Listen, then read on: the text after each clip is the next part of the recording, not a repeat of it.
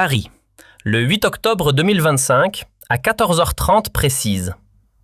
Sous les dorures solennelles du salon doré de l'Élysée, Emmanuel Macron a posé sa signature sur ce qui allait devenir la décision la plus périlleuse de tout son quinquennat.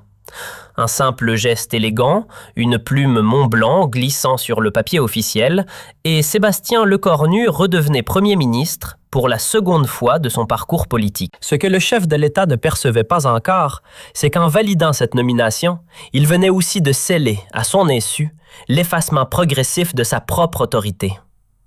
La signature était nette. Les conséquences, elles, serait irréversible. Face au bureau chargé d'histoire, Lecornu, 40 ans fraîchement accompli, se tenait droit, les mains jointes derrière le dos, le regard figé dans une neutralité presque glaciale. 18 mois auparavant, il quittait Matignon dans la tourmente, emporté par une déflagration politique née de révélations fracassantes sur les pratiques présidentielles. Révélations qui avaient secoué jusqu'aux fondations de la République. Il revenait aujourd'hui par la grande porte. Mais l'homme qui franchissait à nouveau le seuil du pouvoir n'avait plus rien de celui d'hier. Les tempêtes traversées l'avaient poli comme l'acier, plus dur, plus lucide, et surtout affranchi de toute fidélité instinctive envers celui qui l'avait autrefois écarté. Désormais, sa loyauté ne se donnait plus. Elle se négociait ou ne s'accordait pas. « Sébastien », dit Macron en levant lentement les yeux du décret officiel qu'il venait de paraffer. J'espère sincèrement que nous pourrons repartir sur des bases complètement nouvelles et saines. Le passé, c'est définitivement le passé. Il faut tourner la page. Lecornu sourit, mais son sourire était radicalement différent de celui d'avant. Plus froid, plus calculateur, plus dangereux. Bien sûr, Monsieur le Président, le passé, c'est effectivement le passé. Macron ne remarqua pas l'ironie subtile mais venimeuse dans la voix posée de son nouveau Premier ministre. Il était beaucoup trop préoccupé et stressé par la crise politique majeure qui secouait violemment la France depuis des mois interminables. Les manifestations quotidiennes dans toutes les grandes villes, sa chute vertigineuse de popularité dans tous les sondages, l'opposition parlementaire qui réclamait unanimement sa démission immédiate. Il avait désespérément, viscéralement besoin de Lecornu, le seul homme politique français capable de rassurer simultanément la droite traditionnelle et le centre modéré. Ce que Macron ne savait absolument pas, c'est que Lecornu avait passé ses 18 derniers mois d'exil politique forcé à préparer méticuleusement, obsessionnellement, sa revanche personnelle. Il avait étudié systématiquement chaque faiblesse structurelle du système Macron, identifié minutieusement chaque point de vulnérabilité institutionnelle, tissé patiemment des alliances secrètes dans tous les milieux politiques, médiatiques et financiers. Et maintenant, par un retournement ironique du destin, Macron venait de lui donner spontanément les clés dorées du royaume républicain. « Monsieur le Président », dit Lecornu en se dirigeant d'un pas mesuré vers la porte capitonnée du bureau. J'aurais absolument besoin d'une carte blanche totale pour former mon gouvernement selon mes propres critères. Bien entendu, répondit immédiatement Macron, visiblement soulagé par cette nomination qui résolvait ses problèmes immédiats. Vous avez ma confiance la plus totale et mon soutien est défectible. Parfait, murmura Lecornu en posant la main sur la poignée de la porte, un sourire imperceptible aux lèvres. Votre confiance totale. Nous verrons bien ce qu'elle vaut vraiment. Dans les couloirs feutrés de l'Élysée, les conseillers présidentiels s'agitaient déjà nerveusement autour de cette nomination surprise. La décision de rappeler Lecornu était un pari politique extrêmement risqué. Macron le savait parfaitement. Mais il n'avait objectivement plus aucun autre choix viable. La France était devenue totalement ingouvernable avec les grèves permanentes, et Lecornu était désormais le seul homme politique à avoir l'autorité morale et l'expérience technique nécessaires pour restaurer un semblant d'ordre républicain. « Monsieur le Président », avait dit avec inquiétude Alexis Kohler quelques heures plus tôt dans ce même bureau, « êtes-vous absolument certain que Lecornu soit le bon choix stratégique? Après tout ce qui s'est passé entre vous, après ces révélations publiques. »« Justement, Alexis, » avait répondu Macron avec l'assurance retrouvée de celui qui croit tenir la solution miracle. « Lecornu connaît parfaitement tous mes secrets les plus compromettants. Précisément pour cette raison, il ne prendra jamais le risque insensé de les révéler une seconde fois. C'est notre assurance mutuelle, notre équilibre de la terreur. Il ne peut plus me trahir sans se détruire lui-même. » Kohler n'avait pas osé insister davantage, mais il gardait un très mauvais pressentiment viscéral. Il connaissait personnellement Lecornu depuis plus de 15 ans dans les cercles politiques parisiens, et il savait parfaitement que l'ancien premier ministre n'était absolument pas le genre d'homme à oublier facilement une trahison personnelle. Surtout une trahison aussi publique et humiliante. Le soir même de sa nomination, Lecornu s'installa cérémonieusement dans ses anciens bureaux prestigieux de Matignon, rue de Varennes. Rien n'avait matériellement changé depuis son départ forcé. Les mêmes meubles d'époque soigneusement cirés, les mêmes tableaux de maître accrochés aux murs lambrissés, la même vue panoramique et apaisante sur les jardins à la française parfaitement entretenus. Mais lui avait changé. Radicalement, profondément, définitivement. Il convoqua immédiatement son ancien chef de cabinet, Pierre Dubois, qui avait été brutalement écarté de l'administration après les révélations explosives de 2024 et vivait depuis dans l'amertume d'un exil professionnel injuste. « Pierre », solennellement Lecornu quand l'homme entra dans le bureau directorial qu'il connaissait si bien. J'espère sincèrement que vous avez précieusement gardé tous les dossiers sensibles que je vous avais explicitement demandé de conserver en sécurité. Dubois sourit avec la satisfaction de celui qui a attendu longtemps ce moment de vérité. Tout est religieusement là, Monsieur le Premier ministre. Tous les documents compromettants, tous les enregistrements audio secrets, toutes les preuves accablantes. Tout est stocké en lieu sûr, classé, répertorié. Parfait. Cette fois, nous allons les utiliser de manière complètement différente, infiniment plus subtile. Comment cela, Monsieur le Premier ministre? La première fois, j'ai révélé publiquement les secrets les plus noirs de Macron par pure colère, par soif de vengeance immédiate. C'était une erreur tactique majeure. Cette fois, je vais les utiliser intelligemment pour le contrôler totalement. Le servir progressivement. Le plan machiavélique de Lecornu était d'une simplicité diabolique et d'une efficacité redoutable. Au lieu de détruire publiquement Macron comme il l'avait fait brutalement en 2024, provoquant un chaos politique général, il allait cette fois maintenir le président en vie politiquement, mais sous sa domination personnelle absolue et invisible. Le président Macron deviendrait progressivement sa marionnette docile et lui tirerait discrètement toutes les ficelles du pouvoir réel depuis les bureaux feutrés de Matignon. Le lendemain matin, dès 8 heures, Lecornu commença méthodiquement à former son nouveau gouvernement.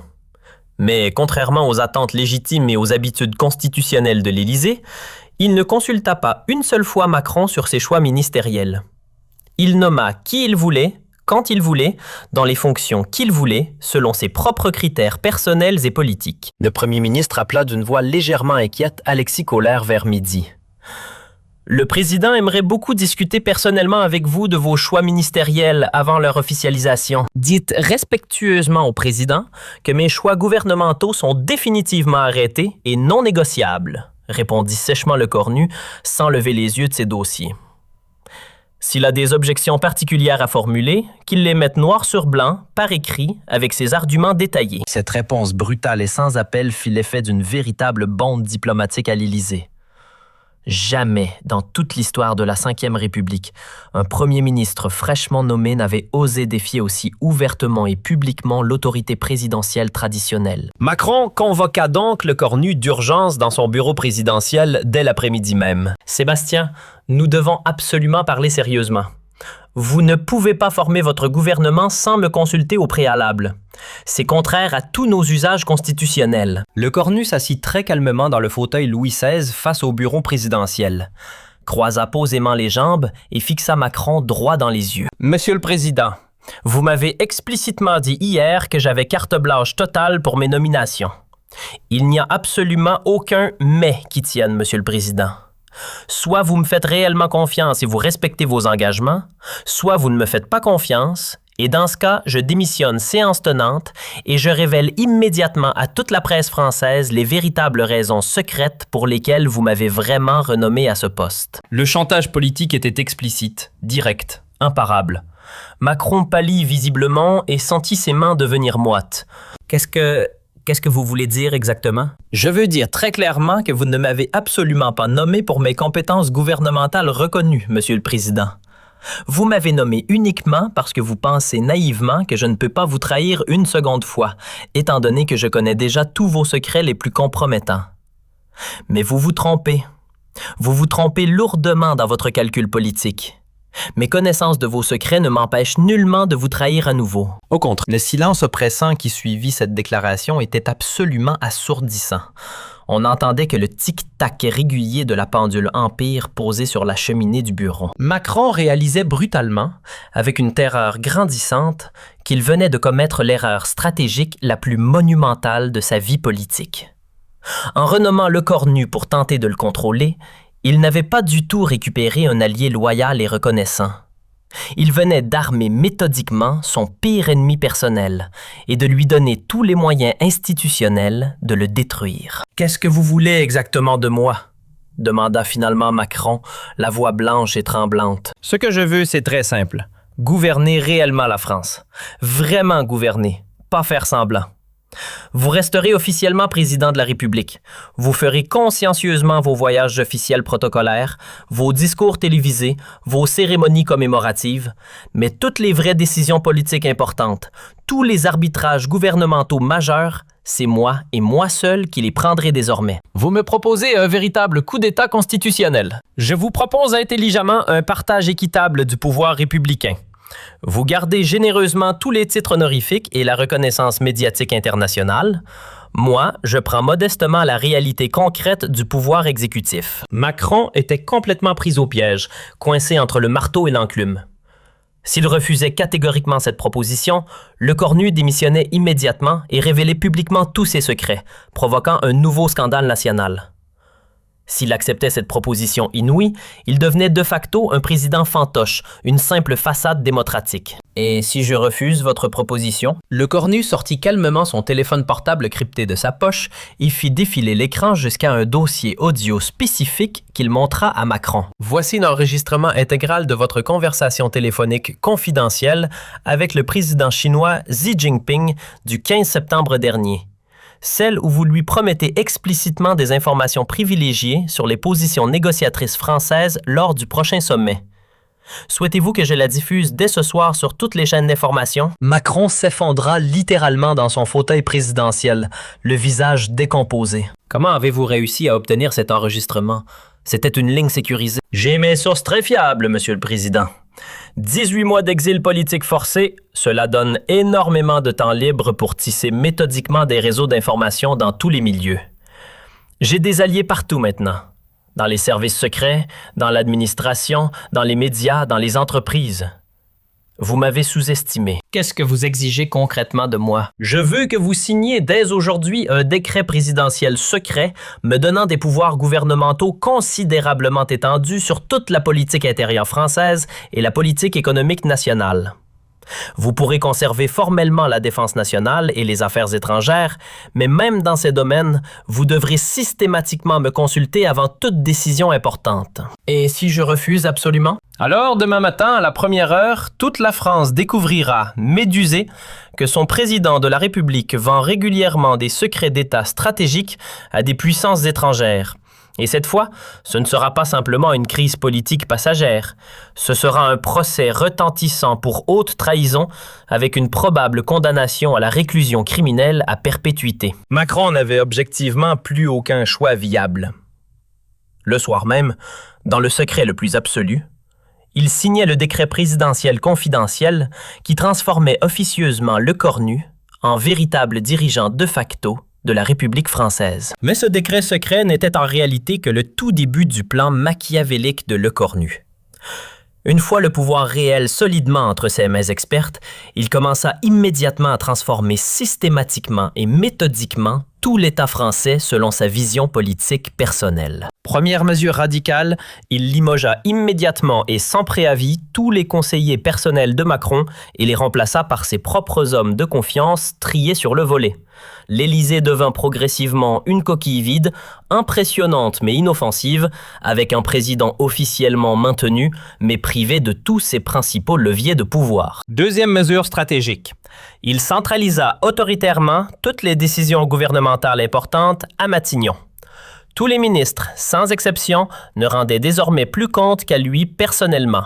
jamais au président de la République. Troisième mesure sécuritaire. Il mit discrètement en place un système de surveillance électronique totale de Macron.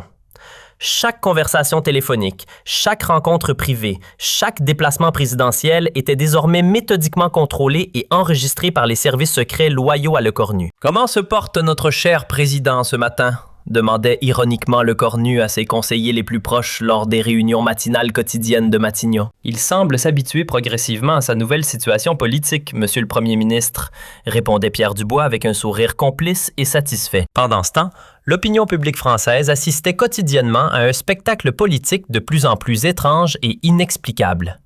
Le président Macron semblait, jour après jour, de plus en plus effacé, absent, inexistant, tandis que le premier ministre Lecornu prenait visiblement toutes les initiatives politiques importantes, toutes les décisions gouvernementales majeures. Les médias parlaient prudemment de cohabitation inhabituelle, mais c'était en réalité bien plus profond et plus grave que cela. Lecornu ne se contentait absolument pas de gouverner quotidiennement la France. Il la transformait radicalement et irréversiblement selon ses idées politiques personnelles les plus audacieuses. Réforme fiscale révolutionnaire, restructuration administrative complète, nouvelles alliances internationales inattendues. En quelques mois seulement, il avait réussi à mettre en œuvre plus de réformes structurelles importantes que Macron en 5 années complètes de mandat présidentiel. Et le plus ironique dans cette situation inouïe, c'est que ces réformes lecorniennes étaient massivement populaires auprès des Français. Les sondages de popularité de Lecornu grimpaient spectaculairement en flèche semaine après semaine, tandis que ceux de Macron s'effondraient inexorablement dans les abysses de l'impopularité. « Monsieur le Premier ministre », demanda un jour un journaliste politique lors d'une conférence de presse à Matignon, « on a de plus en plus l'impression que c'est vous qui dirigez réellement la France, plus que le président. Qu'en pensez-vous? » En étroite collaboration avec Monsieur le Président de la République, répondit diplomatiquement Lecornu avec son sourire le plus innocent. Nous formons une équipe gouvernementale parfaitement soudée et complémentaire. Mais absolument tout le monde dans les milieux politiques parisiens savait que c'était un mensonge poli. Macron était bel et bien devenu un simple figurant décoratif dans son propre régime constitutionnel, un faire-valoir présidentiel. 6 mois après sa renomination providentielle, Lecornu avait réalisé l'exploit politique absolument impossible. Il dirigeait effectivement la France sans en être officiellement le chef d'État.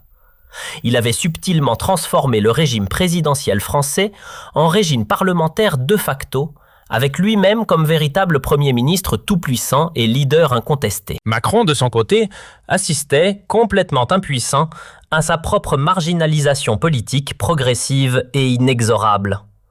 Prisonnier de ses secrets les plus compromettants, surveillé en permanence par les hommes de confiance de Lecornu, espionné jusque dans ses conversations privées, il n'était désormais plus qu'une façade démocratique de prestige pour dissimuler habilement le véritable pouvoir réel. « Comment ai-je pu être aussi stupide et naïf ?»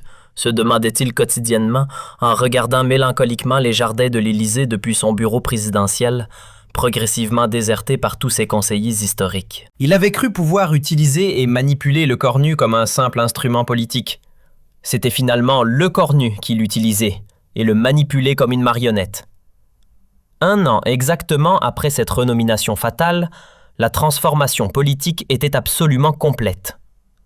La France était désormais dirigée de facto par un Premier ministre omnipotent et omniprésent, et par un président fantoche et décoratif. Et personne dans l'opinion publique ne pouvait légalement rien y faire, car officiellement, constitutionnellement, tout était parfaitement légal et républicain. Lecornu avait magistralement réussi le coup d'État le plus subtil, le plus intelligent et le plus efficace de toute l'histoire politique moderne. Il avait pris Paris, le 8 octobre 2025, à 14h30 précise. Sous les dorures solennelles du salon doré de l'Élysée, Emmanuel Macron a posé sa signature sur ce qui allait devenir la décision la plus périlleuse de tout son quinquennat.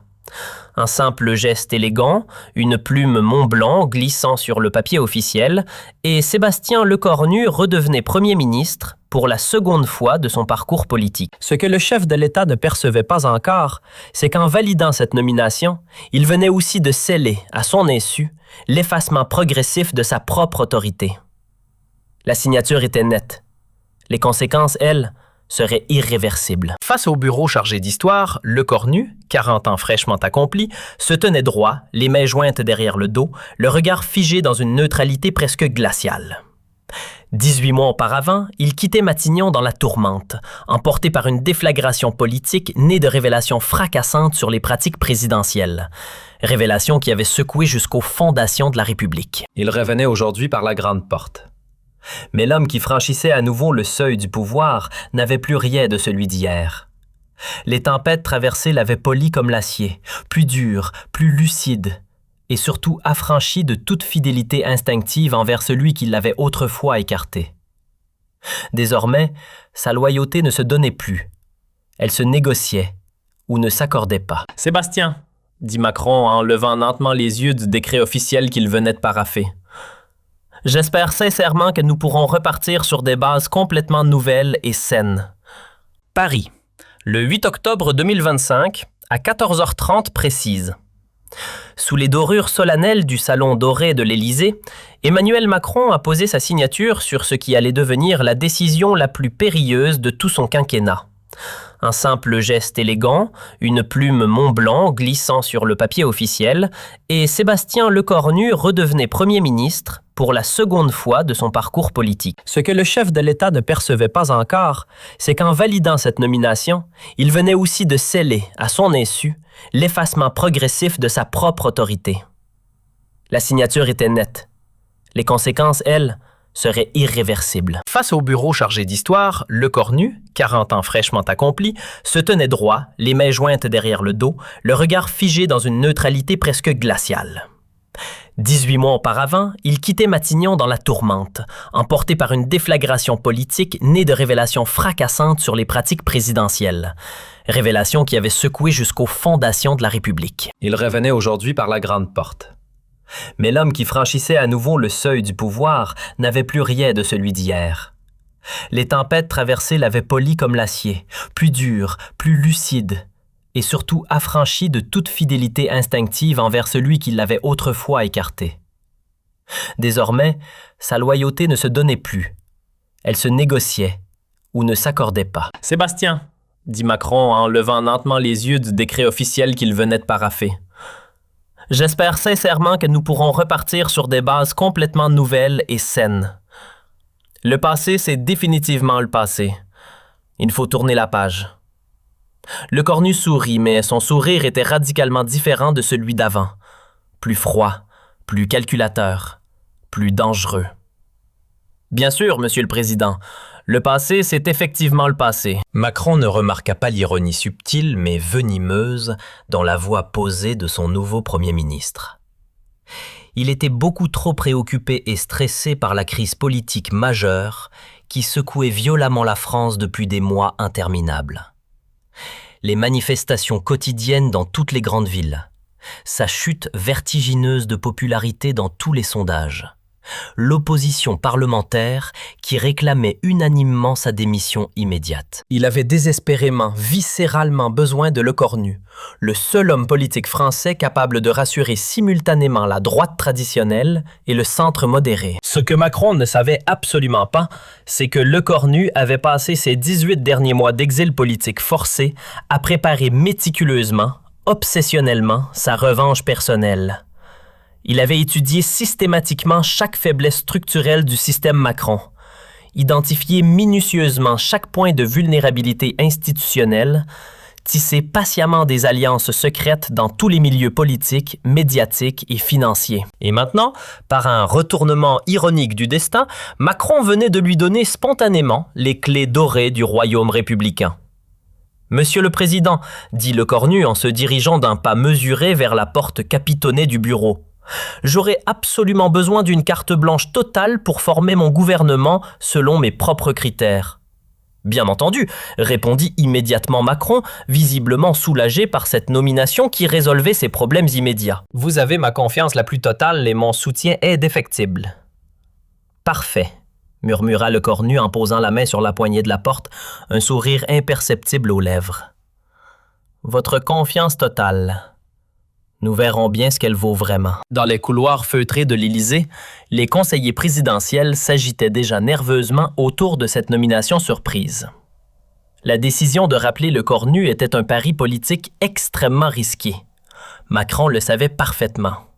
Mais il n'avait objectivement plus aucun autre choix viable. La France était devenue totalement ingouvernable avec les grèves permanentes, et Le Cornu était désormais le seul homme politique à avoir l'autorité morale et l'expérience technique nécessaires pour restaurer un semblant d'ordre républicain. « Monsieur le Président », avait dit avec inquiétude Alexis Kohler quelques heures plus tôt dans ce même bureau, « êtes-vous absolument certain que Le Cornu soit le bon choix stratégique? Après tout ce qui s'est passé entre vous, après ces révélations publiques. »« Justement, Alexis, » avait répondu Macron avec l'assurance retrouvée de celui qui croit tenir la solution miracle. « Le Cornu connaît parfaitement tous mes secrets les plus compromettants. Précisément pour cette raison, il ne prendra jamais le risque insensé de les révéler une seconde fois. C'est notre assurance mutuelle, notre équilibre de la terreur. Il ne peut plus me trahir sans se détruire lui-même. » Kohler n'avait pas osé insister davantage. Mais il gardait un très mauvais pressentiment viscéral. Il connaissait personnellement Le Cornu depuis plus de 15 ans dans les cercles politiques parisiens, et il savait parfaitement que l'ancien premier ministre n'était absolument pas le genre d'homme à oublier facilement une trahison personnelle. Surtout une trahison aussi publique et humiliante. Le soir même de sa nomination, Le Cornu s'installa cérémonieusement dans ses anciens bureaux prestigieux de Matignon, rue de Varennes. Rien n'avait matériellement changé depuis son départ forcé. Les mêmes meubles d'époque soigneusement cirés, les mêmes tableaux de maître accrochés aux murs lambrissés, la même vue panoramique et apaisante sur les jardins à la française parfaitement entretenus. Mais lui avait changé, radicalement, profondément, définitivement. Il convoqua immédiatement son ancien chef de cabinet, Pierre Dubois, qui avait été brutalement écarté de l'administration après les révélations explosives de 2024 et vivait depuis dans l'amertume d'un exil professionnel injuste. « Pierre », solennellement Le Cornu quand l'homme entra dans le bureau directorial qu'il connaissait si bien, « j'espère sincèrement que vous avez précieusement gardé tous les dossiers sensibles que je vous avais explicitement demandé de conserver en sécurité. » Dubois sourit avec la satisfaction de celui qui a attendu longtemps ce moment de vérité. « Tout est religieusement là, Monsieur le Premier ministre. Tous les documents compromettants, tous les enregistrements audio secrets, toutes les preuves accablantes. Tout est stocké en lieu sûr, classé, répertorié. Parfait. Cette fois, nous allons les utiliser de manière complètement différente, infiniment plus subtile. Comment cela, Monsieur le Premier ministre? La première fois, j'ai révélé publiquement les secrets les plus noirs de Macron par pure colère, par soif de vengeance immédiate. C'était une erreur tactique majeure. Cette fois, je vais les utiliser intelligemment pour le contrôler totalement. Le servir progressivement. Le plan machiavélique de Le Cornu était d'une simplicité diabolique et d'une efficacité redoutable. Au lieu de détruire publiquement Macron comme il l'avait fait brutalement en 2024, provoquant un chaos politique général, il allait cette fois maintenir le président en vie politiquement, mais sous sa domination personnelle absolue et invisible.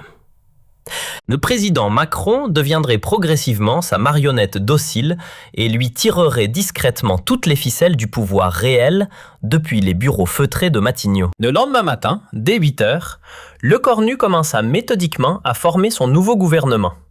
Mais contrairement aux attentes légitimes et aux habitudes constitutionnelles de l'Élysée, il ne consulta pas une seule fois Macron sur ses choix ministériels. Il nomma qui il voulait, quand il voulait, dans les fonctions qu'il voulait, selon ses propres critères personnels et politiques. Le Premier ministre appela d'une voix légèrement inquiète Alexis Kohler vers midi. « Le président aimerait beaucoup discuter personnellement avec vous de vos choix ministériels avant leur officialisation. Dites respectueusement au président que mes choix gouvernementaux sont définitivement arrêtés et non négociables, » répondit sèchement Le Cornu sans lever les yeux de ses dossiers. S'il a des objections particulières à formuler, qu'il les mette noir sur blanc, par écrit, avec ses arguments détaillés. Cette réponse brutale et sans appel fit l'effet d'une véritable bombe diplomatique à l'Élysée. Jamais, dans toute l'histoire de la Ve République, un premier ministre fraîchement nommé n'avait osé défier aussi ouvertement et publiquement l'autorité présidentielle traditionnelle. Macron convoqua donc Le Cornu d'urgence dans son bureau présidentiel dès l'après-midi même. « Sébastien, nous devons absolument parler sérieusement. Vous ne pouvez pas former votre gouvernement sans me consulter au préalable.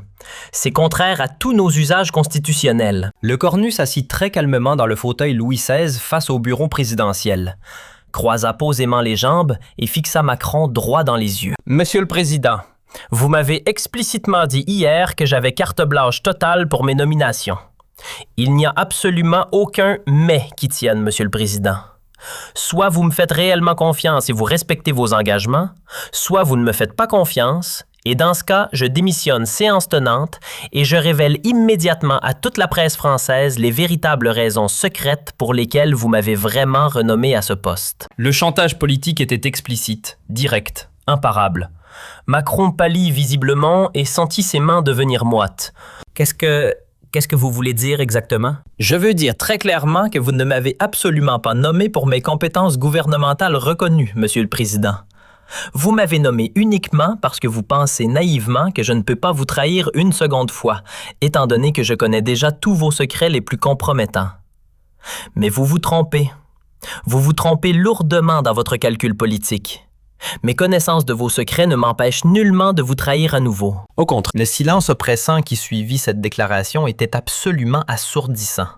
On n'entendait que le tic-tac régulier de la pendule Empire posée sur la cheminée du bureau. Macron réalisait brutalement, avec une terreur grandissante, qu'il venait de commettre l'erreur stratégique la plus monumentale de sa vie politique. En renommant le cornu pour tenter de le contrôler, il n'avait pas du tout récupéré un allié loyal et reconnaissant. Il venait d'armer méthodiquement son pire ennemi personnel et de lui donner tous les moyens institutionnels de le détruire. « Qu'est-ce que vous voulez exactement de moi ?» demanda finalement Macron, la voix blanche et tremblante. « Ce que je veux, c'est très simple. Gouverner réellement la France. Vraiment gouverner, pas faire semblant. Vous resterez officiellement président de la